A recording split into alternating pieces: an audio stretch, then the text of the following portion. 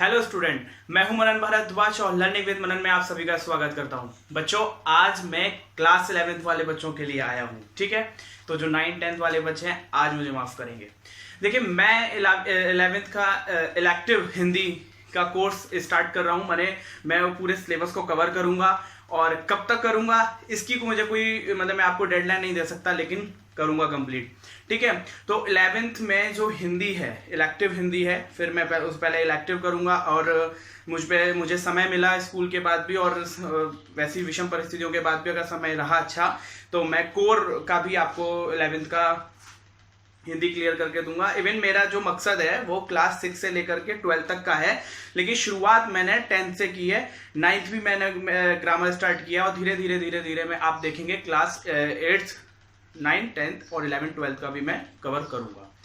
ठीक है, तो आशा करता हूं कि बहुत कुछ बच्चे या बहुत सारे बच्चे या एक बच्चा, किसी भी बच्चे को मेरे इस पढ़ाने से मैं उस बच्चे तक पहुंच पाया तो मेरा ये वीडियो बनाना सार्थक रहा।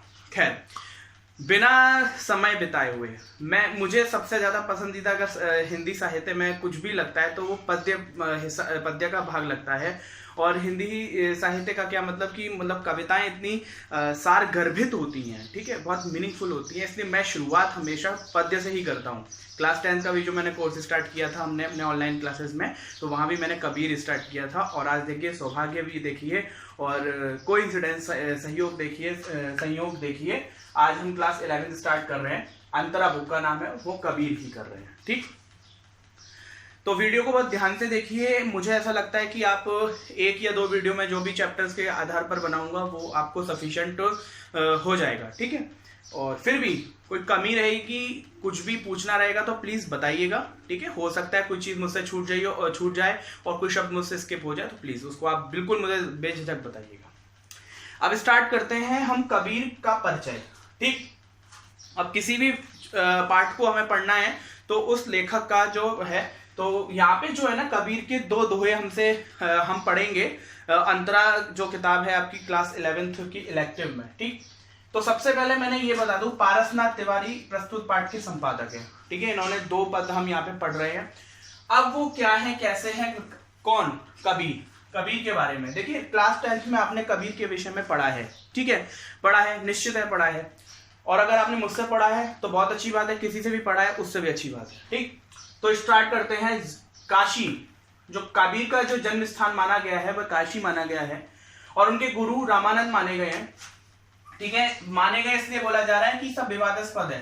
ठीक है, बहुत सारे लोग कहीं कुछ मानते हैं, कहीं कुछ मानते हैं। ठीक है, गुरु के बारे में बात कर रहा हूं मैं। अब देखिए, इनको जुलाहा करके एक स्थान है, उसका भी निवासी कहा जाता है और काशी का भी निवासी कहा जाता है, इसलिए आप दोनों शब्दों को याद रख सकते हैं। ठीक है, ये शब्द है मगहर। ठीक, ये इनका मृत्यु स्थान है। यहाँ पे कबीर की मृत्यु के संदेश, मृत्यु की चीजें मानी जाती हैं कि यहाँ पे मृत्यु हुई थी, मृत्यु स्थान है। अभी पिछले 1-1.5 साल पहले या 2 साल पहले शायद, मुझे जहां तक याद आ रहा है, नरेंद्र मोदी जी का एक रैली और नरेंद्र मोदी जी का एक फंक्शन, एक प्रोग्राम वहां पर हुआ था। ठीक है, संबोधन हुआ था, बहुत बड़ा प्रोग्राम था। ठीक है, प्रोग्राम का कहने का मतलब कार्यक्रम। अब देखिए, जो कबीर हैं वो किस काल के कवि हैं, भक्ति काल। ये आपको बहुत अच्छे से पता होगा। यहाँ पे बहुत समझने वाली 2-3 बातें हैं, वो बड़ी इंपॉर्टेंट हैं, उसको कोई भी स्किप नहीं कर सकता। प्लीज आप भी स्किप मत। तो देखिए, काल की जब बात करते हैं, काल यहाँ जो लिखा हुआ है वो भक्ति काल, कबीर का जो काल है वो भक्ति काल है। ठीक है, कबीर भक्तिकालीन कवि हैं और इनको प्रवर्तक भी कहा जाता है भक्ति काल का। भक्ति काल का मतलब क्या है कि भक्ति के प्रति आंदोलन, ईश्वर के प्रति आंदोलन और ईश्वरीय आंदोलन उस वक्त बहुत शुरुआत हो चुकी थी और कबीर ने करी। तो भक्ति काल को 2 धाराओं में बांट दिया गया उनकी रचनाओं के आधार पर। ठीक है, ये भक्ति काल क्या है, ये हिंदी साहित्य के इतिहास को जब विभाजित किया गया तो वो खंडों में किया गया, जिसमें आदि काल है, वीरगाथा काल भी कहते हैं उसको, भक्ति काल है, फिर रीति काल है, ठीक, फिर आधुनिक काल है। तो जब भक्ति काल को हम देखते हैं तो ये भी बहुत जरूरी है, इसलिए बता रहा हूं, अदरवाइज मैं स्किप कर देता। तो भक्ति काल अगर आप देखते हैं तो भक्ति काल को 2 उसमें धाराओं में बांट दिया गया, निर्गुण धारा और सगुण धारा। अब निर्गुण धारा और सगुण धारा क्या है, ये बहुत जानना जरूरी है बच्चे। ठीक, निर्गुण धारा क्या है कि निर्गुण धारा के जो कवि होंगे वो ईश्वर को या ब्रह्म को, ठीक है, निराकार मानेंगे। ठीक है, ईश्वर और ब्रह्म को निराकार मानेंगे, माने वो मूर्ति पूजक नहीं होंगे। वो ये नहीं मानेंगे कि ईश्वर किसी मूर्ति में है। ठीक है, अब मैं धर्म जाति की बात तो बिल्कुल कर नहीं रहा हूं, क्योंकि अगर देखा जाए तो हिंदू संस्कृति में तो मुख्य माना ही जाता है मूर्ति पूजा को, लेकिन ऐसा सब मतलब पूरी उसमें नहीं है। हिंदू संस्कृति की जो संप्रदाय है उसमें वेदांत है, अद्वैत है, तो वहां पे भी ईश्वर को एकेश्वरवाद कहा है। एकेश्वरवाद का मतलब एक ही ईश्वर है। ठीक, अब इस्लाम की बात करते हैं तो इस्लामिक जो लोग हैं वो ईश्वर को अनेक मतलब मूर्ति पूजक नहीं मानते। आपको बहुत अच्छे से पता है, वो निराकार मानते हैं। तो जो निर्गुण लोग हैं वो ईश्वर को ब्रह्म को निराकार मानते हैं।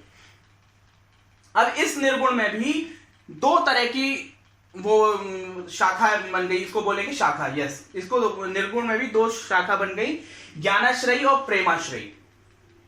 ज्ञानाश्रयी क्या करेगा? ज्ञान की बातें करेगा। ज्ञान इन द सेंस मतलब कि मानवता की बात करेगा, जो रियलिटी वास्तविकता में प्राकृतिक चीजें हैं या जो भी मतलब जिससे किसी का बुरा ना हो, वो ज्ञान है एक्चुअल में। ठीक, प्रेमाश्रयी क्या करेगा? प्रेमाश्रयी जो है ना, बहुत सारी धर्म जाति भेद और इनकी वजह से जो लोगों में झगड़े होंगे उनको जोड़ने का काम करेगा, मैंने प्रेम की बात करेगा। ठीक, मैंने सिर्फ दो कवियों के नाम लिखे हैं इस वजह से कि ये बहुत ज्यादा इसमें नहीं, आप इतना समझिए कि ज्ञानाश्रयी के मुख्य कवि जैसे कबीर, जिसको हम पढ़ेंगे, और प्रेमाश्रयी के मुख्य कवि जायसी, मलिक मोहम्मद जायसी, पद्मावत जिनका है पद्मावती। ठीक, अब उसके बाद निर्गुण के बाद आता है सगुण। ठीक है, निर्गुण हो गया क्लियर, या फटाफट से बता देता हूं सगुण। सगुण क्या कहता है? देखो, सगुण क्या कहता है कि ईश्वर और ब्रह्म जो है वो साकार है, वो मूर्ति पूजक है।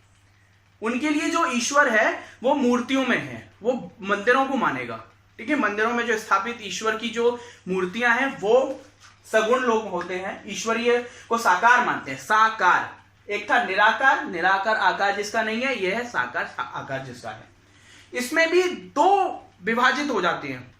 सिंपल है, कुछ टफ नहीं है, ऐसा लग रहा होगा, स्क्रीनशॉट ले लेना बाद में। राम भक्ति और कृष्ण भक्ति। ठीक, राम भक्ति में तुलसीदास जी का नाम, रामचरितमानस सबने जानते हैं आप लोग। ठीक, आप हिंदू हो, मुसलमान हो, सिख हो, ईसाई हो, लेकिन सबसे प्रसिद्ध। कृष्ण भक्ति में सूरदास का नाम, कृष्ण से संबंधित जिन्होंने ग्रंथ लिखे, मीराबाई भी इसमें आ सकती हैं। ठीक है, कहने का मतलब, और कबीर का जो मुख्य जो लेखनी जो चली है वो किस पर चली है? वो चली है राम रहीम एकता पर। ये राम रहीम एकता का बड़ा बहुत ही गूढ़ अर्थ है। माफी चाहता हूं, राम रहीम शब्द को बदनाम कर दिया है तो उसमें नहीं जाते, लेकिन राम रहीम का तात्पर्य है कि राम हिंदू संस्कृति और रहीम इस्लामिक संस्कृति। तो जो प्रस्तुत पाठ में भी आप जो पढ़ेंगे ना, वो सबसे पहला दोहा ही हिंदू मुस्लिम संस्कृति पर कुठाराघात किया है। किसने? कबीर ने। पक्षपात नहीं किया किसी से, हिंदू से या मुसलमान से ना, उन्होंने दोनों को लताड़ा है।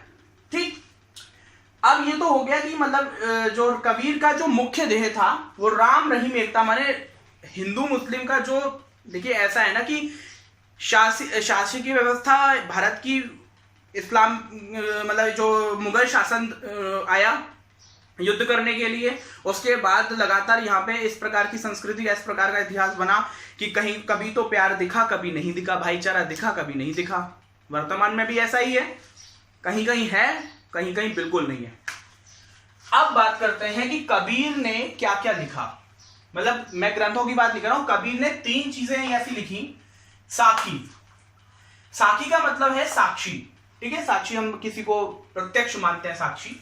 और साखी दोहा छंद में होती है, जो कि साखी जो कबीर की, आपने 10th में पढ़ा था कबीर की साखी। कबीर की साखी की विशेषता राजस्थानी भाषा, पंजाबी से मिली हुई खड़ी भाषा। शब्द, शब्द क्या होता है? शब्द, शब्द वर्ड्स, कबीर के शब्द। ये गेय पद है, ये गाने योग्य होते हैं, इनको गाया जा सकता है। ये ब्रजभाषा और पूर्वी बोली में लिखी गई है। तीसरी चीज कबीर ने लिखी रामायणी, माने रामायण आधारित। रामायणी का अर्थ होता है रामायण। ठीक, ये यहां पे अर्थ मैंने लिखा है ये। ठीक है, ये अर्थ है। और रामायणी में छंद यूज होता है चौपाई प्लस दोहा। चौपाई भी होंगी और दोहे भी होंगे। इसकी भाषा होगी ब्रजभाषा और पूर्वी बोली। तो अब आप ये बता सकते हैं, बहुत सारे बच्चों को ये पता ही नहीं है साखी क्या है, सबद क्या है, रमैनी क्या है। आज के बाद आपको आप ऐसा नहीं कह सकते। कबीर की वाणियों का जो संग्रह है वो बीजक, कबीर पंथी जो लोग हैं ना, आप कभी वाराणसी जाएंगे, वाराणसी में लहरतारा स्थान है जो इनका जन्म स्थान माना जाता है। काशी माने बनारस, ठीक। तो वहां पे लहरतारा में एक बहुत बड़ा आश्रम है कबीर का, ठीक। तो कबीर पंथी बीजक ग्रंथ को बहुत, उनके लिए मतलब पवित्र ग्रंथ सबसे ज्यादा बीजक है, जिसके रचयिता हैं धर्मदास। कबीर की जो बाड़ियां हैं, कबीर के जो शब्द हैं, बहुत सारे जो दोहे साखियां हैं, वो गुरु ग्रंथ साहिब में लिए गए हैं। गुरु ग्रंथ साहिब आपको पता ही होगा, ठीक है, सिख धर्म का सबसे ज्यादा पवित्र ग्रंथ। कबीर की भाषा की बात कर लेते हैं। कबीर की भाषा जो है वो सधुकड़ी है, ठीक। सधुकड़ी का मतलब मिक्स, साधुओं की भी भाषा है उसमें, और थोड़ा सा अकड़न भी है। अकड़ इन द सेंस मतलब किसी को अगर आलोचना करनी है तो वो है भी उस भाषा में मिलेगी। पंचमेल खिचड़ी माने मिक्सअप। अब इतनी सारी भाषाओं का मिक्सअप होगा, तो ये जो मैंने ऊपर भाषाएं लिखी तो मिक्सअप तो होगा ना, ये सारी जो भाषाएं हमने लिखी तो ये जब मिक्स हो जाएंगी तो पंचमेल खिचड़ी, खिचड़ी जानते ही होंगे। और ठीक, और कुछ रह गया, शिक्षा। कबीर की शिक्षा के विषय में कहा गया कि कबीर के पास कोई औपचारिक शिक्षाएं नहीं थी, विधिवत शिक्षा उन्होंने नहीं प्राप्त की, कभी गुरुकुल नहीं जाने को नसीब हुआ, ठीक।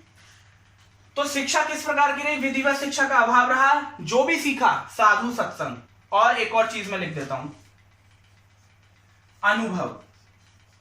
जब साधुओं का सत्संग के साथ मतलब साधुओं का संग किया, साधुओं का संग किया, अच्छा अनुभव मिला, ठीक। और अच्छा अनुभव मिला तो अच्छी बातें उन्होंने देखी समाज में क्या क्या हो सकता है, और समाज की जो कठोर और नैरो माइंडेड थिंक थी उनको हमेशा लताड़ा उन्होंने, हमेशा उन्होंने उनकी आलोचना की। और सबसे ज्यादा इंपॉर्टेंट जो चीज थी कि अपने अंदर के ईश्वर की प्रतीति, आत्मबोध। मैं हमेशा वो, मैंने लास्ट वीडियो में भी आपने अगर देखा हो मेडिटेशन वीडियो, तो मेडिटेशन वीडियो में मैंने कहा, और ये सब आप जानते हैं कि कण कण में ईश्वर है, हमारे अंदर भी ईश्वर है। तो हमारे अंदर जो ईश्वर है उसकी प्रतीति कर लेना ही आत्मबोध है, अपने आप को जानना है। शिक्षा के विषय में कबीर ने कहा भी एक जगह कि मसी कागज छुयो नहीं, कलम गही नहीं हाथ, माने कि मेरे हाथ पे ना तो कागज गया ना कलम मैंने छुई। तो इससे पता चलता है कि जो कबीर ने अपने ही बारे में शिक्षा के स्तर पे बता दिया। दूसरा बताया कि ईश्वर कहां, हर जगह है, इसलिए इन्होंने एक, आपने क्लास 10th में शायद पढ़ा होगा कि ऐसे घटी घटी राम है दुनिया देखे नहीं। घट घट माने कण कण में ईश्वर की प्रतीति है, राम की प्रतीति है, लेकिन लोग देखते नहीं है, लोगों को उस बात को जानना होता है। बहुत संक्षिप्त में मैंने कबीर के बारे में बताया है, वो आपकी जो चैप्टर में शुरुआत में जो दिया हुआ है ना, एक तरीके से आप उसको समझिए वही है ये। तो अब वो तो पैराग्राफ की तरह से था, अगर वैसे याद हो जाए तो वैसे, और ऐसे याद हो जाए तो ऐसे। आपको सीखना है, किस तरह से सीखना है ये हम बताने का प्रयास कर रहे हैं। आपको वैसे ही सीखना है, अच्छी बात है, और अलग तरीके से सीखना है, अच्छी बात है। अब हम आगे पढ़ेंगे इसके जो हमारे दो पद हैं, दो पद इसमें आपके पाठ में दिए हुए हैं, वो हम अब आगे पढ़ेंगे, ठीक।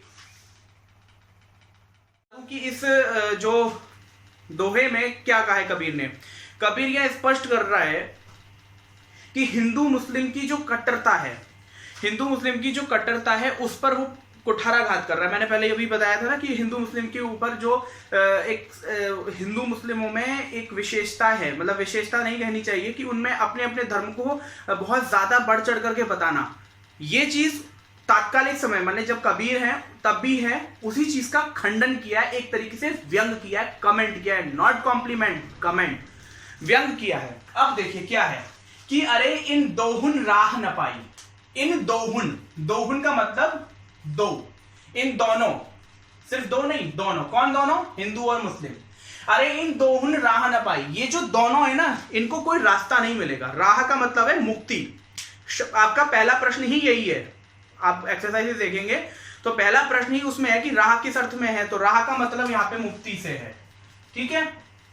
वैसे राह का मतलब रास्ता ही होता है, लेकिन प्रस्तुत पाठ के आधार पर, इस यहाँ पे इस लाइन के आधार पर राह मतलब मुक्ति, कि इन दोनों को ही मुक्ति प्राप्त नहीं होगी, इन दोनों को ही मुक्ति प्राप्त नहीं होगी। क्यों नहीं होगी, फटाफट देखते हैं। हिंदू अपनी करे बड़ाई, हिंदू क्या करता है, अपनी बड़ाई कर रहा है। और गागर छूबर ना दे, गागर का मतलब मटका, घड़ा, मतलब पानी पीने को छूने नहीं देता। किनको, दलितों को। जातिवाद कहां है, हिंदू संस्कृति में। उदाहरण सावित्रीबाई फुले, संस्कृत का पाठ पढ़ा होगा आपने, ठीक है, मैंने पढ़ाया था, और ना भी पढ़ा हुआ आपने तो दलित के बारे में आप जानिए और आप हमारे इतिहास को पलटिए कि दलितों के साथ उच्च वर्ग के लोगों ने क्या किया। ठीक है, हाथ का, दलित लोगों के हाथ का पानी तक नहीं पीते थे। देखिए, मैं जातिवाद नहीं बढ़ा रहा हूं, पाठ की मांग है, इससे एक्सप्लेन कर रहा हूं। ठीक, तो हिंदुओं पर कुठाराघात किया, हिंदुओं की विचारधारा पर। अब सब ऐसे हैं ऐसा नहीं, यहां पे कबीर ये सब नहीं कह रहा है। कबीर एक नॉर्मलाइजेशन कर रहा है, बात का सामान्यीकरण कर रहा है कि हिंदू अपनी करे बड़ाई और गागर छूबर ना दे। अपनी बड़ाई करते हैं भाई, हम बहुत बड़े प्रकांड विद्वान हैं, हम ये नहीं करेंगे, हम वो नहीं करेंगे। मैथिली शरण गुप्त के भाई सियाराम शरण गुप्त ने एक चैप्टर लिखा है ना, एक रचना करी है, आपने क्लास 9th में देखी थी, एक फूल की चाह। एक बच्ची एक फूल की चाह रखती है, हाँ, और उसके पिता उस फूल की चाह को पूरा करने के लिए देवी माँ के मंदिर जाते हैं और वहां पे लोग उठा करके उसे बाहर फेंक देते हैं, और जब तक लौटते हैं तो बच्ची क्या कहते हैं, मर चुकी होती है। और उस बाहर फेंकने का मतलब वो मंदिर में प्रवेश करने के अपराध, उसको अपराध माना जाता है, और उनको 7 दिन की सजा होती है। और सजा होने के बाद जब अपने घर पहुंचते हैं, महामारी का समय चल रहा होता है, उस वक्त बच्ची मर जाती है। तो दलितों के साथ तो हुआ ना गलत। तो कबीर इसी बात पर कुठाराघात कर रहा है, आलोचना कर रहा है, खंडन कर रहा है बहुत कड़े शब्दों में कि हिंदू अपनी करे बड़ाई और गागर छूबर ना दे। हिंदू अपनी बड़ाई करते हैं, अपनी महानता की बात करते हैं, लेकिन घड़े, गागर माने जल के मटके को, जल के पात्र को छूने तक नहीं देते। किसको, दलितों को। ठीक, आगे बढ़ते हैं। और बड़ा कठिन शब्दों में, बड़े भयंकर शब्दों में लिखा है। मैं इसको कहता हूं कि संवेदनशीलता चाहिए, और ये क्लास 11th में इसीलिए ही है कि आप इतने मैच्योर हो जाते हैं, और नहीं होते हैं तो पढ़िए, पढ़ने से सब मैच्योर हो जाते हैं। आगे बताया कि वैश्या के पायन तरसोबे यह देखो हिंदुआई। माय गॉड, वैश्या, ठीक है, ये वैश्या शब्द है, इस शब्द से है वैश्या। वैश्या क्या होती है आप जानते हैं, चरित्रहीन स्त्रियां। तो हिंदुओं के ऊपर कटाक्ष किया कबीर ने कि हिंदू अपनी करे बड़ाई, अपनी मानता बखानते हैं, गागर छूबर ना रही, गागर नहीं छूने देते, और क्या करते हैं, वैश्या के पायन तरसोबे, वैश्या के पैरों में सोते रहते हैं। ठीक है, मतलब खंडन किया। जो उस वक्त सीमांत लोग थे, जमींदार लोग थे, वैश्यावृत्ति करते थे, चरित्रहीन स्त्रियों के पास जाते आते थे, तो उस चीज का खंडन किया कि वैश्या के पायन तरसोबे यह देखो हिंदुआई। ये इनका हिंदुत्व है, ये इनका हिंदुत्व है। वर्तमान में ऐसा है या नहीं है ये विषय नहीं है। ठीक, अभी हम सिर्फ पाठ पढ़ रहे हैं, कोई सांप्रदायिक बात नहीं कर रहे हैं। ठीक, कबीर को पढ़ रहे हैं, प्लीज ध्यान रखिए। डिस्क्लेमर, पता चला मनन भारद्वाज के नाम पे FIR, नो। तो वैश्या के पायन तरसोबे यह देखे हिंदुआई, ये हिंदुओं की ये हिंदुत्व है। मतलब उन्होंने आलोचना की, और सिर्फ हिंदुओं के लिए नहीं, वो बताते हैं आगे कि मुसलमान के पीर औलिया मुर्गी मुर्गा खाई। ठीक, मुसलमान के पीर औलिया, पीर होता ना, आपने औलिया शब्द सुना होगा, गुरु के लिए प्रयोग किया जाता है, निजामुद्दीन औलिया, पीर बाबा। ठीक, तो बोला कि मुसलमान के पीर औलिया, जो इनके गुरु हैं, इनके जो फकीर हैं, मैंने लिखा पीर फकीर गुरु, और आप कोई शब्द मुझसे छूट भी रहा होगा, धार्मिक गुरु, आप, मैं इससे ज्यादा बोल नहीं रहा, आप समझदार हैं। मुसलमान के पीर औलिया मुर्गी मुर्गा खाई।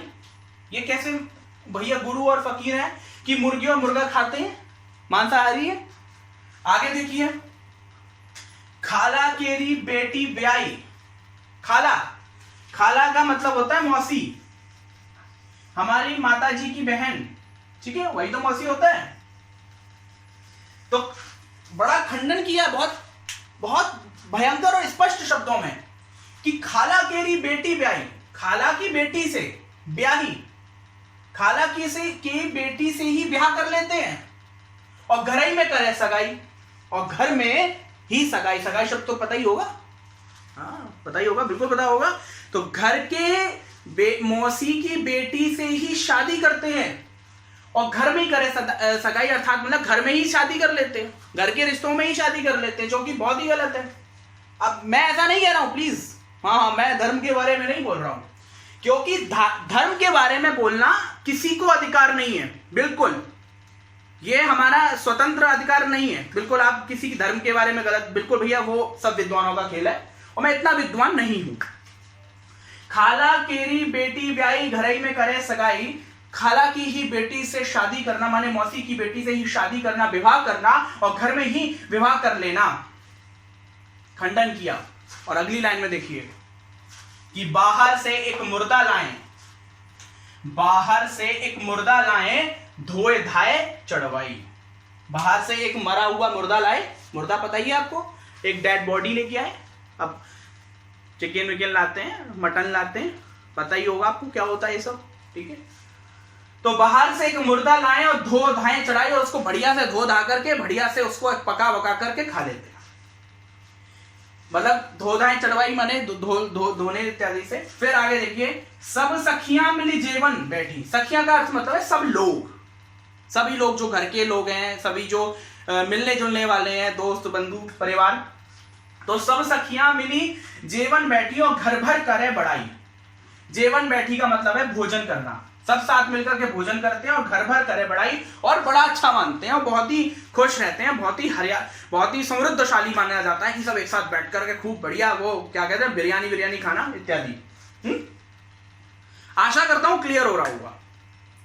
अब आगे देखिए, हिंदुन की हिंदुआई देखी, हिंदुओं की हिंदुआई, हिंदुआई मतलब हिंदुत्व, हिंदुओं की हिंदुआई देखी और तुर्कन की तुर्काई। तुर्कन माने होता है, वैसे तुर्कन शब्द से तो शब्द निकल रहा है टर्की, तुर्क, ठीक है।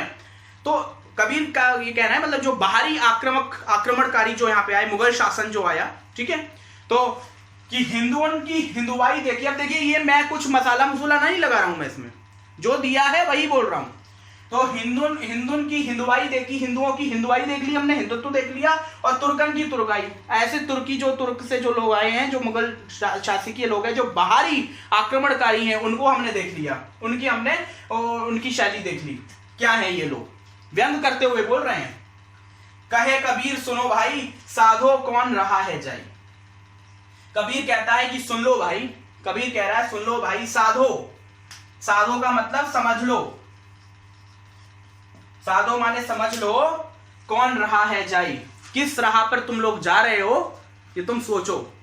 कि एक तरफ तो तुम दलितों पर अत्याचार करते हो, दलित के हाथ का पानी नहीं पी सकते हो, वैश्यावृत्ति करते हो, वैश्यावृत्ति करने के बाद आप क्या कहते हैं हिंदुआई, अपना हिंदुत्व दिखाते हो। एक तरफ मुसलमान के पीर औलिया सभी प्रकार का नॉनवेज खाते हैं, ठीक है, बाहर से लाया हुआ मुर्दा खाते हैं, घर की बेटियों से ही शादी, घर की मौसी की बहन की बेटी से ही, मौसी की बेटी से ही शादी करते हैं, खाला की बेटी से शादी करते हैं, घर में ही सगाई करते हैं, और बाहर से ला करके आप नॉनवेज खाते हैं, सब मिलजुल बैठ करके घर भर करे बड़ाई, और आप इसको अपनी समृद्धता कहते हैं। तो खंडन किया है रूढ़िवादिता का, सांप्रदायिकता का।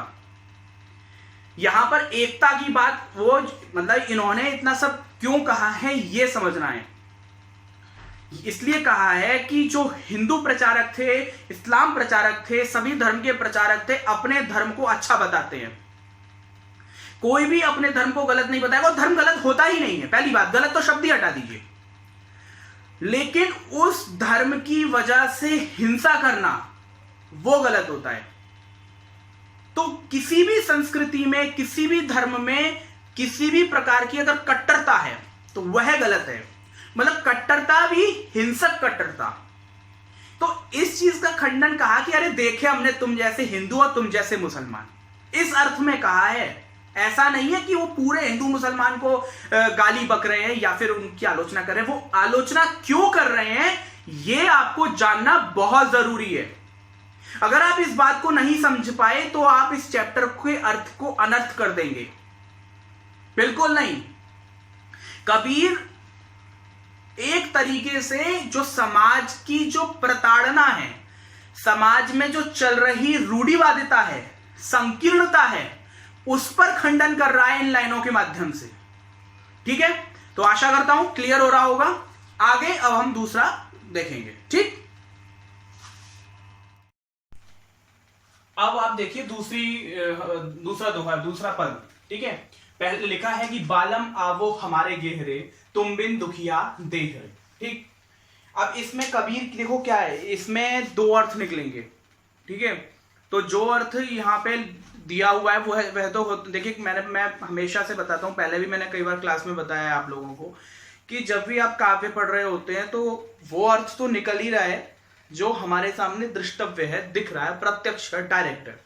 एक इनडायरेक्ट जो वहां दिया हुआ नहीं है लेकिन उससे अर्थ वो निकाला जाएगा, वह हमारी सीख होगी। ठीक है, तो यहाँ पे मैं क्लियर करूंगा, कुछ चीजें मैंने एक्स्ट्रा लिखी हुई हैं लेकिन one by one step by step नीचे आएंगे। ठीक है ना, बहुत क्लियरिटी के साथ आगे बढ़ते हैं। बालम आवो हमारे गे हरे, तुम बिन दुखिया दे हरे। ठीक है, कबीर यहाँ पे एक विरहणी स्त्री, ठीक है, विरहणी स्त्री है, विरह मतलब अलग है अपने पति से। किससे? अपने पति से। जैसे जो कुछ लोग होते ना, अपने घर के लिए पैसे कमाने के लिए, धन कमाने के लिए घर से बाहर जाते, तो अपनी पत्नी को बाहर गए, मतलब पति पत्नी को छोड़ करके धन कमाने के लिए, तो कबीर उस पत्नी को अब ध्यान में रखते हुए, इवन मतलब आप ऐसे इसको आपको ऐसे भी समझ सकते हैं कि कबीर ही वह अपने आप को पत्नी रूप मान रहा है। ठीक है, लेकिन बहुत ध्यान से समझिए, संवेदनशीलता के साथ। ठीक है, क्यों मान रहे हैं? अब उसके दो कारण है, मतलब मैं बता रहा हूं, जैसे यहां आप पत्नी के अर्थ में भी इस बात को समझिए और एक भक्त के तौर पर भी इस बात को समझिए कि ईश्वर है और मैं एक मतलब समझिए इस बात को कि परमात्मा है और मैं आत्मा हूं।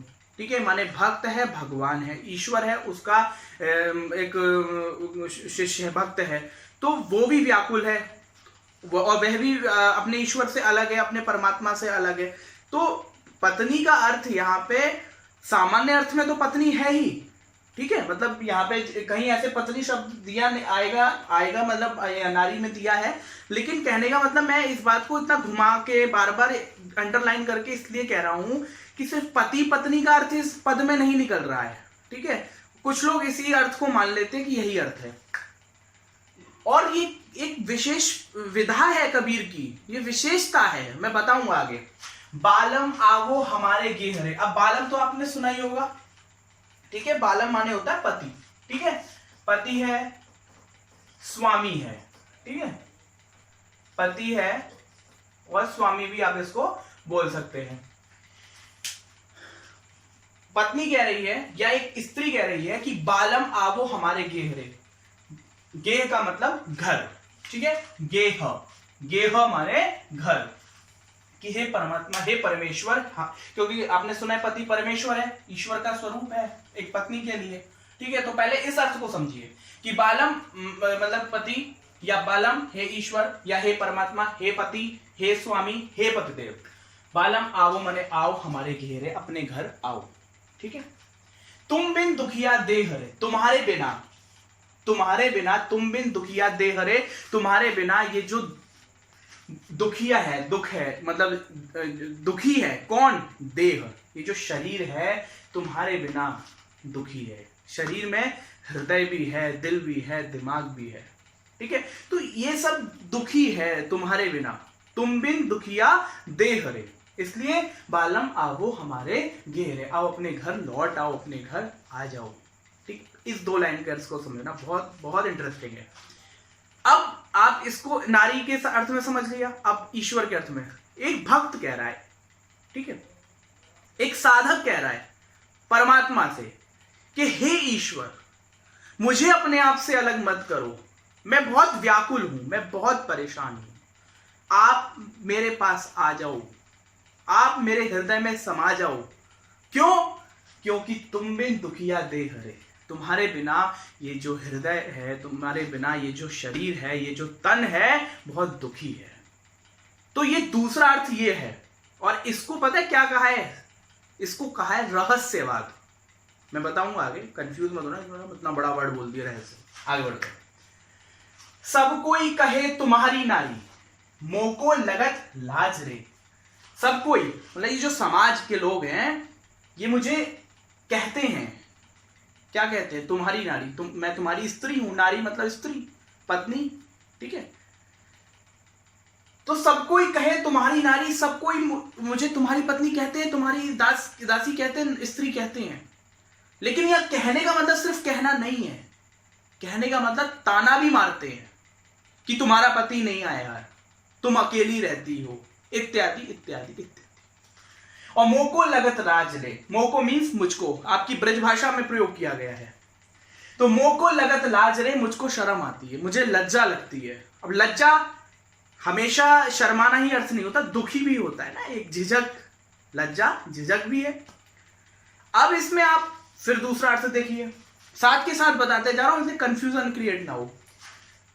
कि सब कोई कहे तुम्हारी नारी, तो माने परमात्मा से एक साधक कह रहा है, कबीर साधक है, और वो अचिंत्य अलौकिक परमात्मा, निराकार परमात्मा से कह रहा है कि सब कोई तुम्हारे नारी, माने नारी का मतलब दासी, दास। सब कोई जानता है कि मैं तुम्हारा दास हूं, तुम्हारी दासी हूं, और मुझे इस बात का ताना सुनने को मिलता है। क्यों? क्योंकि मोको लगत लाज, मुझे ताना सुनने को मिलता है। इसका कारण है, क्यों? कि दिल से नहीं लगाया, दिल से माने हृदय से नहीं लगाया, तब लग कैसा स्नेह रे। स्नेह का मतलब स्नेह, स्नेह का मतलब स्नेह, प्यार।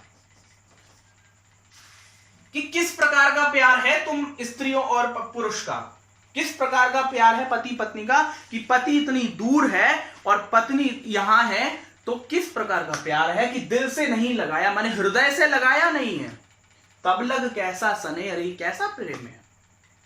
ऐसे ही समाज के लोग कहते हैं कि कैसा परमात्मा है तुम्हारा, तुम इतने बड़े साधक हो, तुमको तो ईश्वर मिल नहीं रहा। तो ये ताना है, ये साधक के लिए ताना है। तो हे ईश्वर, मुझे अपने दर्शन दो, या मेरे हृदय में समा जाओ, मुझे अपने हृदय से लगा लो। वहीं पत्नी कह रही है अपने पति से कि मुझे अपने हृदय से लगा लो। माने दोनों अर्थ बिल्कुल साथ साथ चल रहे हैं, इन अर्थों को समझना है आपको, ठीक। आगे बढ़िए। उसके बाद क्या होता है, अब आपको इतनी बात स्टोरी समझ में आ ही रही है ना। जब हम अपने किसी अच्छे मित्र से, प्रेम करने वाले से अलग हो जाते हैं तो बड़ा मन उदास हो जाता है। तो यही कहा कि अन्न न भावे नींद न आवे, फिल्मी गाने बहुत बनते हैं, अन्न न भावे नींद न आवे। अन्न माने खाना अच्छा नहीं लगता और नींद नहीं आती, बहुत क्लियर है, बहुत सिंपल भाषा में है।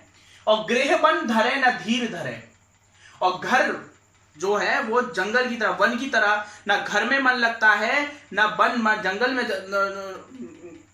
मन लगता है। और इसके दो तीन अर्थ और भी हो सकते हैं कि घर जंगल की तरह से भी लगता है, और धरे ना धीर धरे, और हृदय में धैर्य नहीं रहता, हृदय में धैर्य नहीं रहता, चंचलता रहती है, कभी ये कर कभी वो कर, मन व्याकुल रहता है, आकुल रहता है, परेशान रहता है।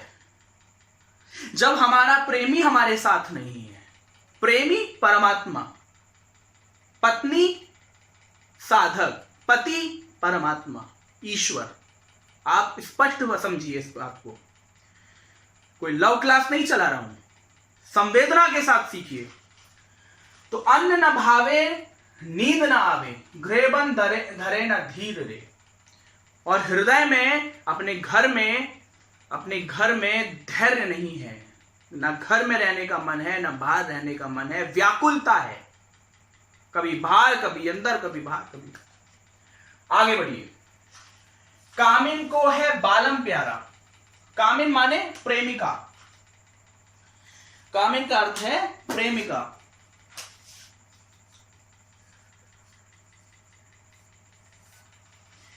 कामिन को है बालम प्यारा, बालम बताई दिया मैंने, ज्यों प्यासे को नीर से, ठीक है, तुलना की है, अलंकार का प्रयोग किया गया है, ज्यों, ठीक है, उपमा। अलंकार भी मैं पढ़ाऊंगा आपको, भले ही आपके सिलेबस में ना हो, लेकिन मैं कवर करूंगा। तो कामिन को है बालम प्यारा। कामिन माने प्रेमिका को कौन प्यारा है? बालम, उसका पति।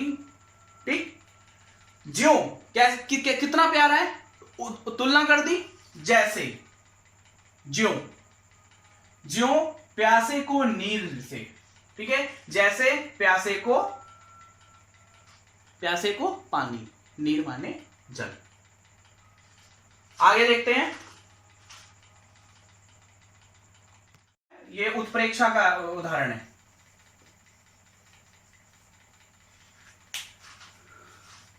अलंकार क्लियर करूंगा मैं। आगे बढ़ते हैं। है कोई ऐसा पर उपकारी, पिवासु कहे सुनाई रे। तो अब इसमें जो कबीर एक स्त्री के अपने आप को स्वरूप को मानते हुए सोच रहे हैं, कह रहे हैं कि है कोई ऐसा पर उपकारी, कोई ऐसा उपकारी है जो परोपकारी माने मतलब दूसरे का उपकार करने वाला, ऐसा कोई उपकारी है जो पिपासु कहे सुनाए रे, मेरे इस प्यास को मेरे ईश्वर तक, मेरे पति तक, मेरे परमात्मा तक पहुंचा दे। कोई ऐसा है? क्यों? क्योंकि अब तो बेहाल कबीर भयो है। क्योंकि कबीर जो है ना बेहाल हो गया है। कबीर अपने आप के लिए ही बोल रहा है ना, पूरा आपने समझ ही लिया ऊपर तक कि कबीर अपने आप के लिए ही कह रहा है कि अब तो बेहाल कबीर भयो है, बिन देखे जिव जाए। कि कबीर जो है वो बेहाल हो गया है और जब तक देखेगा नहीं, क्योंकि बिन देखे जिव, जिव माने जीव, माना आत्मा जैसे निकल सी जाए रे। ठीक है, ये अनुप्रयास अलंकार है यहाँ पे। ठीक, अनुप्रयास अलंकार जब एक ही वर्ण एक से ज्यादा दो बार आ जाए, एक से ज्यादा आ जाए तो लगातार, तब वो अनुप्रास अलंकार हो जाता है। उत्प्रेक्षा में इस प्रकार के प्रयोग शब्द आते हैं, ज्यो, मानो, माना की और जनहू, जनही। ठीक है, इस तरह से है। मैं इसको और भी डिटेल में करूंगा अलंकार को, आप चिंता ना करें। ठीक, तो अब ये आप क्लियर से आपने देखा। फटाफट से एक बार पूरा सा समराइज कर देता हूं मैं। बालम आवो हमारे गे हरे, तुम बिन दुखिया दे हरे। बालम आओ हमारे घर, मतलब हमारे घर आओ, अपने घर आओ, तुम बिन दुखिया दे हरे। तुम्हारे बिना ये जो देह है ये दुखी है। देह माने शरीर है, ये तन जो है ये दुखी है। नेक्स्ट है सबको ही कहे तुम्हारी नारी। सब मुझको तुम्हारी नारी कहते हैं, बिल्कुल जो सच है। ठीक है, मोह को लगत लाज रे, और मुझे सब लोग ताना मारते हैं और मुझे उस ताने से झिझक होती है, लाज लगती है। और फिर आगे है कि दिल से नहीं लगाया तब लग कैसा स्नेह रे, और मुझे आपने अब तक हृदय से नहीं लगाया है, तो ये कैसा स्नेह, कैसा प्रेम है हमारे और आपके बीच में। ठीक है, और ये सब सोच करके मैं परेशान हूं। आगे बढ़ते हैं। अन्न न भावे नींद ना आवे, अन्न नहीं अच्छा लगता, नींद भी नहीं आती है। और घर बन धरे न धीर रे, और ना घर में मन लगता है ना वन में मन लगता है, और घर जंगल जैसा ही लगता है। और हृदय में धैर्य नहीं है, बिल्कुल जो धैर्य धारण नहीं करता है हृदय। आगे कामिन को है बालम प्यारा। कामिन मीन्स प्रेमिका, प्रेमिका को पति है प्यारा। ईश्वर पति मैंने बताया आपको, ईश्वर को एक संज्ञा लेकर के हम चल रहे हैं यहाँ पे। तो परमात्मा प्यारा है प्रेमिका की, लेकिन प्रेमिका के संदर्भ में पति आएगा। तो प्रेमिका को है पति प्यारा, जो प्यासे को नीर दे। जिस प्रकार से प्यासे को जल की इच्छा होती है। आगे बढ़ते हैं। है कोई ऐसा परोपकारी, क्या ऐसा कोई उपकारी है समाज में जो प्यासे कहीं सुनाई रे, मेरी इस प्यास को परमात्मा तक पहुंचा दे। क्यों? क्योंकि अब तो बेहाल कबीर भयो है, बिन देखे जिव जाए रे। तुम्हें बिना देखे, तुमको जब तक मैं देख ना लूं तब तक मेरा जो कबीर जो है ना बेहाल हो गया। कबीर माने मैं खुद बेहाल हो गया हूं। अब आपको क्लियर हो गया होगा कि अगर आप ये पूरा जो मैंने अर्थ आपको इसमें परमात्मा का भी अर्थ बताया, परमात्मा और साधक के बीच का भी अर्थ बता दिया, और कबीर अपने आप को जो एक स्त्री का स्वरूप मान करके इसकी रचना करता है, इस पद की रचना करता है, एक विरहणी स्त्री का जो करता है, रचना करता है, वह भी आपको मैंने बताया। ठीक है, अब इसके बाद आगे बात चलती है। मैंने अभी आपको बताया था रहस्यवाद की। ये देखिए रहस्यवाद क्या होता है। तो रहस्यवाद पता है क्या होता है? देखिए मैंने यहाँ पे लिखा है, उससे पहले भी, लेकिन पहले मैं आपको रहस्यवाद बता देता हूँ। देखिए रहस्यवाद ये लिखा मैंने। रहस्यवाद क्या होता है कि अलौकिक सत्ता, एक अलौकिक यूनिवर्सल, एक स्पिरिचुअल पावर है। ठीक है, मैं अक्सर अपने फिलॉसफी की मैं बात करता हूँ, आपको दर्शन की बातें बताता रहता हूँ, तो उसमें ये चीज आती है कि जो है ना ये सृष्टि एक अचिंत्य परमात्मा की देन है। ठीक है, जो लोग ईश्वर को सगुण नहीं मानते, साकार नहीं मानते, वो ये मानते हैं कि ईश्वर ईश्वरीय एक सत्ता है, स्पिरिचुअल पावर है, उसका कोई स्वरूप नहीं है, वो सभी जगह है, वो प्रकृति में भी है, हम में भी है, आप में भी, सब में। ठीक है, यही कबीर की सोच है, ये मैंने आपको फर्स्ट बता दिया था। अब रहस्यवाद की उनकी जो अपनी सत्ता है उस पर आधारित होकर के जो रचनाएं की जाती हैं, वो जो पूरी फिलॉसफी है उसका नाम रहस्यवाद है। और उसमें 3 पार्ट आते हैं। एक तो होता है अलौकिक सत्ता के प्रति आकर्षण, ठीक है, 4 आते हैं। अलौकिक सत्ता के प्रति आकर्षण माने इस अलौकिक सत्ता से प्रेम करना, इस नेचर से प्रेम करना, और वहां पे मतलब कोई किसी भी धर्म विशेष या किसी देवता विशेष की कोई पूजा पाठ नहीं होती। मैंने पहले निराकार की बात कर रहे, तो निराकार में ये रहस्यवाद आता है। फिर आकर्षण उस अलौकिक सत्ता से, माने इस नेचर से, मैं तो इसको नेचर एक वर्ड दे रहा हूं बस, वैसे पूरा नेचर, इसमें सब चीजें आ जाती हैं। अलौकिक सत्ता जो यूनिवर्सल है, पूरा ब्रह्मांड है, ठीक है। फिर अनुराग, उससे प्रेम, एक अट्रैक्शन, फिर उसके बाद उस चीज से प्रेम, और नीचे है वैराग्य। जब आप इससे प्रेम करने लगते हैं इस अलौकिक सत्ता से, तो आपको वैराग्य होने लगता है। वैराग्य क्या होता है, मतलब मोह भंग होना, ठीक है, प्रेम का हट जाना, ठीक है। जैसे मेटलिस्टिक होना और वैराग्य होना, ये अलग अलग चीज है। मेटलिस्टिक माने भोग विलासी। मान लीजिए कि ये कोई एक मतलब कोई सोने का पेन है ये, ठीक है, अब ये मैंने बहुत महंगी मेहनत से खरीदा है, तो मैं इसको कभी छोड़ना नहीं चाहूंगा, अपने पास रखूंगा, ठीक है। लेकिन मुझे इस पेन से वैराग्य हो गया, मुझे सोने चांदी से वैराग्य हो गया, तो मैंने इसको छोड़ दिया। तो ये वैराग्य का अर्थ है, माने चीजों को, मतलब इस सांसारिक सुखों को छोड़ देना। तो अलौकिक सत्ता से जब अनुराग होने लगता है तो सांसारिक सुखों से वैराग्य हो जाता है।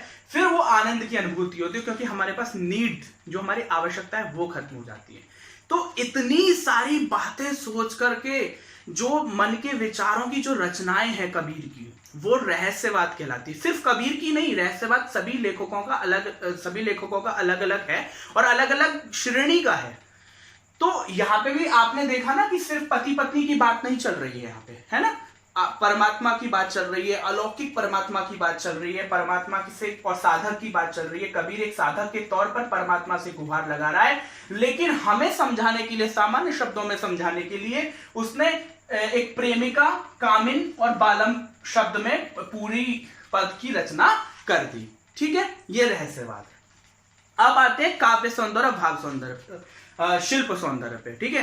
क्योंकि प्रश्न उत्तर जो है ना, मैं उचित लगेगा तो कराऊंगा, अदरवाइज मैं ये मानता हूं कि इतने अच्छे से एक्सप्लेनेशन हो जाए कि आप खुद ही सॉल्व कर लें।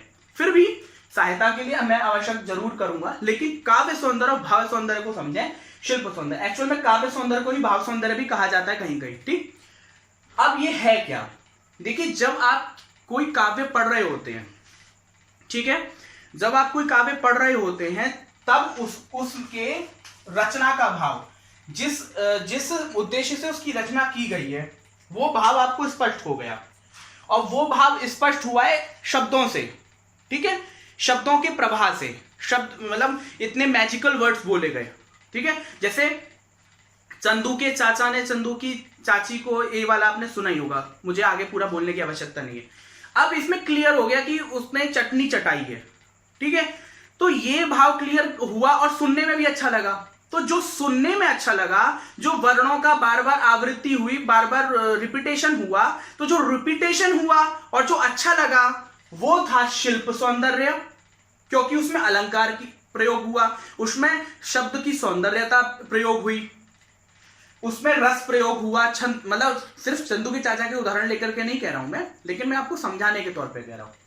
और जब अर्थ आपको क्लियर हो गया, अब वो अर्थ जो क्लियर हुआ और कितनी सुंदरता से क्लियर हुआ, कितनी क्लियरिटी के साथ क्लियर हुआ, वो होता है काव्य सौंदर्य। जैसे इसमें देखो, ऊपर रचना का भाव था कि पति पत्नी का जो अलगाव है, वो स्पष्टीकरण वो कर दिया। रचना का यह भी भाव था कि परमात्मा और साधक कितना व्याकुल है परमात्मा के बिना, ईश्वर के बिना, तो वो भी क्लियर हो गया। तो काव्य सौंदर्य कितना अच्छा था। जबकि कबीर ने ये सोच करके इस रचना को नहीं लिखा था कि मुझे बहुत बड़ा कवि बनना है और मुझे वो साहित्य अकादमी पुरस्कार लेना है। बहुत छोटी चीज है।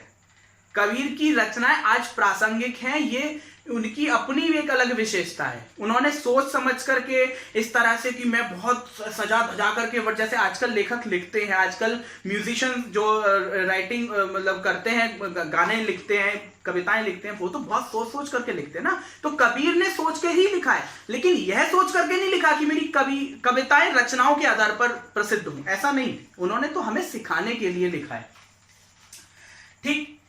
अब देखिए काव्य सौंदर्य में क्या रचना का भाव आ गया, व्यंग भाव आ गया। आपको पहले वाला जो हमने पढ़ा था, जो भी इससे पहले हमने जो पढ़ा पहला पद, तो उसमें व्यंग किया हिंदू और मुसलमान के ऊपर, व्यंग किया कि हिंदू मुसलमान अपने आप को बहुत विशेष मानते हैं ना। अच्छा, उसमें व्यंग क्यों किया?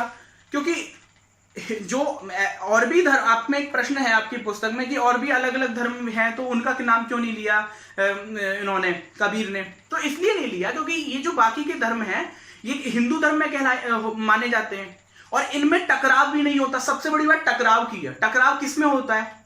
हिंदू और मुस्लिम में, और ये बहुत समय से होता आया है। उसका कारण भी है, आप जानते हैं, ठीक। अब जब और दोनों ही धर्म अपने आप को बहुत विशेष बताते हैं, बहुत प्रसिद्ध बताते हैं, बहुत ही ऊंचा बताते हैं। तो कबीर ने उसमें व्यंग करके उस ऊंचेपन को नीचा दिखाया है, जो सो कॉल्ड जो धारणाएं बना रखी हैं, तो उस पर व्यंग किया है। तो ये व्यंग भाव हो गया और क्लियरिटी के साथ हुआ। अब शब्द शक्ति, कि ऐसा शब्द बोलते हैं उस शब्द के अर्थ इतने क्लियरिटी के साथ निकलते हैं, इतना घुमा करके बोलने के बाद भी बहुत क्लियर निकलता है, तो वो शब्द शक्ति होती है। जैसे मैं यहां अगर आपको बताऊं, ये जैसे पिवासो है शब्द, ठीक है, प्यास है। अब आपको पता चल गया यहां पानी की प्यास नहीं है, क्लियर है, पानी की प्यास नहीं है। यहां पे प्यास किसकी है? मिलन की है, परमात्मा से मिलने की, और पत्नी हो तो पत्नी पति से मिलने की। अब क्या शब्द क्या यूज किया? प्यास। अर्थ क्या निकला? व्याकुलता। यह है शब्द शक्ति, ठीक। अब आगे देखिए, और यही फिर उसके बाद रहस्यवाद। रहस्यवाद मैंने आपको क्लियर कर दिया। तो ये सब काव्य सौंदर्य में आता है, इतना सब जो है काव्य सौंदर्य में आता है। और भी कुछ आता है होगा तो वो आपकी स्टैंडर्ड के हिसाब से इतना काफी है, इसको आप बहुत अच्छे से एक्सटेंड कर सकते हो अगर आप चीजों को समझ रहे हो तो। और शिल्प सौंदर्य में क्या आता है कि जो अलंकार यूज होता है, अभी बताया था मैंने, अलंकार यूज होता है, ठीक है, अनुप्रयास यूज हुआ इसमें और उत्प्रेक्षा भी यूज हुआ, ठीक है, अलंकार यूज हुआ। रस, अब आपने इसमें देख रहे हो ना, करुण, इसमें करुण रस है। रस के बारे में भी आपको, अगर रस आपने नहीं पढ़ा है तो सिर्फ आप इसको यहाँ पे ऐसे समझिए कि इस पूरे भाव में जो रस आया, ठीक है, हमें जो चीजें सुनने में जो भाव हमारे अंदर पैदा हुआ, ठीक है, ये थोड़ा सा दुख पर आधारित था ना, थोड़ा क्या पूरा दुख पे ही आधारित है, विरह पर आधारित है। तो विरह से क्या रस पैदा हो रहा है? करुणता, प्रेम, ठीक है। तो ये रस कहलाते हैं। हालांकि रस एक अलग ही पूरी वो है, चैप्टर है, पूरा टॉपिक है, वो भी मैं क्लियर कर दूंगा, ठीक है। टाइम लगेगा चीजों को, लेकिन बहुत जल्दी शॉर्टकट में हो नहीं सकता। और छंद, ठीक है, आपने हिंदी में सुनाई है सब ये अलंकार, रस, छंद, लय, भाषा। और भाषा में भी अब जो इनकी सदुकड़ी और पंचमेल, खिचड़ी इत्यादि जितनी भी जो भाषा का प्रयोग इन्होंने किया है, जैसे मैंने बताया ये जो मोको, ये ब्रज भाषा का शब्द है, बालम आपका राजस्थानी शब्द है, ठीक है, और बाकी के खड़ी बोली के शब्द है, ठीक है। तो और मतलब अन्य जो है ये तत्सम शब्द है, तो तत्सम शब्द, तद्भव शब्द, संस्कृत शब्द, देश शब्द, विदेश शब्द, तो इस तरह के भी जो शब्द प्रयोग होंगे तो वो शिल्प सौंदर्य में आ जाएंगे। तो आशा करता हूं कि काव्य सौंदर्य और शिल्प सौंदर्य भी आपको क्लियर हुआ होगा। बहुत डिटेल में बताने की कोशिश की है, और कभी कभी बताते बताते कुछ चीजें मुंह से स्किप हो गलती से गलत निकल जाती है, तो उसको आप गलत ना लें। जैसे क्या हुआ था अभी कि मैंने कबीर के परिचय में एक बात बताई कि जुलाहा, तो जुलाहा निवास स्थान नहीं है असल में, जुलाहा काशी का जुलाहा इनको बोला जाता था कबीर को, ठीक है। तो ये करेक्शन कर लेना, क्योंकि बात ये है ना कि गलत जानकारी नहीं जानी चाहिए। तो काशी का जुलाहा कबीर को बोला जाता है, काशी का जुलाहा। असल में जुलाहा एक जाति है, अब मैंने वहां पे निवास स्थान बोल दिया था। दूसरी बात, जो बीजक जो ग्रंथ है वो संकलन किया है धर्मदास जी ने, ठीक है ना, रचना मतलब उसमें वाणी और शब्द या फिर शब्द या फिर साखी, ये सब चीजें जो हैं अलग अलग, ये सब कबीर की ही रचना है, लेकिन संकलित किया, जैसे इस चैप्टर को संकलित किया है उन्होंने क्या, पारसनाथ तिवारी जी ने, तो ऐसे ही वो धर्मदास जी ने किया बीजक। ये भी मैंने वहां पे रचनाकार बोल दिया था, असल में मैं इसका एक्सप्लेनेशन इसलिए दे रहा हूँ। देखिए कैमरे के सामने है, चीजें क्लियर होनी चाहिए, ठीक है, कोई गलत चीज आप तक नहीं पहुंचनी चाहिए।